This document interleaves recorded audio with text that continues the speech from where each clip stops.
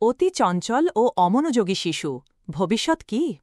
লেখক doctor Sifat e Sayeed, MBBS, FCPS, psychiatry, সহকারী অধ্যাপক, মনোরোগ বিদ্যা বিভাগ, treasurer, Bangladesh association for child and adolescent mental health, ব্যাকাম।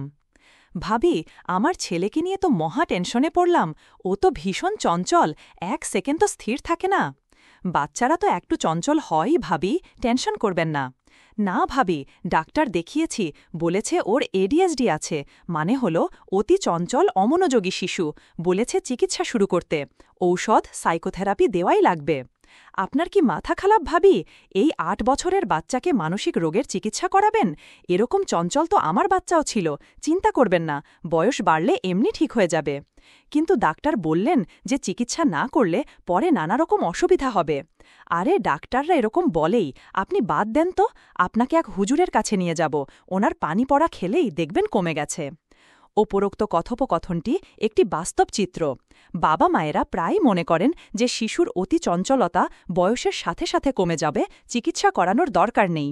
সমাজেও প্রচলিত ধারণা আছে যে মানসিক রোগের ঔষধ অত্যন্ত ঝুঁকিপূর্ণ এবং শিশুদের জন্য ক্ষতিকর, তাই অনেক বাবা মায়েরাই শিশুর অতি চঞ্চলতা রোগ এমনিতেই সেরে যাবে এই আশায় থাকেন। আসলেই কি এডিএসডি এমনিতেই ভালো হয়ে যায়? চিকিৎসা না হলে অতি চঞ্চল অমনোযোগী শিশুর ভবিষ্যৎ কি? আসুন জেনে নেই বয়সভেদে অতি চঞ্চল অমনোযোগী শিশুর পরিণাম কি হতে পারে। শৈশবকালে অতি চঞ্চল অমনোযোগী শিশু ক্লাসে বা লেখাপড়ায় যথেষ্ট মনোযোগ দিতে পারে না, তাই যথেষ্ট মেধা থাকলেও সে ফলাফল ভালো করতে পারে না। সে নিজের আবেগ ও আচরণ নিয়ন্ত্রণ করতে পারে না, বিধায় ঝোঁকের মাথায় খেলার সাথীদের আঘাত করে ফেলে। খেলার সময় নিজের পালা আসার জন্য অপেক্ষা করতে পারে না, নিজের খেলনা কারোর সাথে শেয়ার করতে চায় না। এসব কারণে বন্ধুত্ব তৈরি করা এবং বন্ধুত্ব ধরে রাখা তার জন্য কঠিন হয়ে যায়। এই ধরনের শিশুরা ফলাফলের চিন্তা না করে ঝোঁকের মাথায় হঠাৎ কিছু করে বসে, তাই প্রায়ই ব্যথা আঘাত পায়। স্কুলে প্রায়ই শাস্তি পায়, বাড়িতেও সারাক্ষণ বকাঝকা শোনে। সব কিছু মিলিয়ে সে একাকী হয়ে পড়ে, হীনমন্যতায় ভোগে এবং তার বিষণ্ণতায় আক্রান্ত হবার সম্ভাবনা অনেক বেশি থাকে। কৈশোরে ৬০ থেকে ৭০% শিশুর চঞ্চলতা কৈশোরকালেও থেকে যায়। লেখাপড়ায় খারাপ ফলাফল অব্যাহত থাকে, সামাজিক দক্ষতা আরও কমে যায়।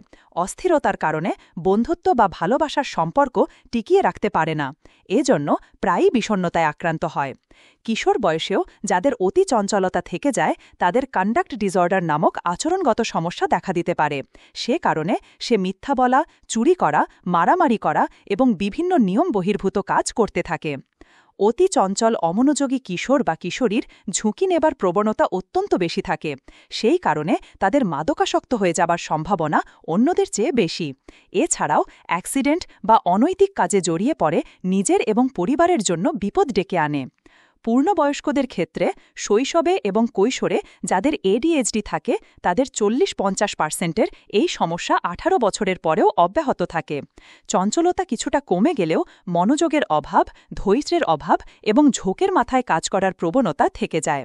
লেখাপড়া এবং চাকরির ক্ষেত্রে তার প্রাপ্য সাফল্য অর্জন করতে পারে না বলে প্রায়ই বিষণ্ণতায় ভোগে। চাকরির ক্ষেত্রে গুছিয়ে কাজ করা, সময়মতো পৌঁছাতে পারা, ডেডলাইনে কাজ শেষ করা সম্ভব হয় না। এই কাজগুলো করতে পারে না বলে প্রায় চাকরি হারায় এবং বেকারত্বের সমস্যায় ভোগে। সম্পর্কের ক্ষেত্রে অতি আবেগী হবার কারণে নানা রকম সমস্যা, এমনকি বিবাহ বিচ্ছেদের ঘটনাও ঘটে থাকে। মাদকাসক্ত হবার সম্ভাবনা আরও বৃদ্ধি পায় এবং কৈশোরে যাদের কন্ডাক্ট ডিসঅর্ডার ছিল তাদের সমাজবিরোধী ব্যক্তিত্ব তৈরি হতে পারে এবং নানাবিধ অপরাধমূলক কর্মকাণ্ডে জড়িয়ে পড়তে পারে। পরিশেষে একথা বলা যায় যে বয়স বাড়ার সাথে সাথে ২০ থেকে ৩০% শিশুর চঞ্চলতা কমে যাবার সম্ভাবনা থাকলেও চিকিৎসা না করানোর পরিণতি অনেক বেশি ক্ষতিকর এবং দীর্ঘমেয়াদী। তাই সময়ক্ষেপণ না করে সময়মতো এই রোগের চিকিৎসা করা অত্যন্ত জরুরি। গ্রন্থনা অধ্যাপক মহসিন আলী আঙুর, সম্পাদক ও প্রকাশক মুজিবনগর খবর.com, মেহেরপুর।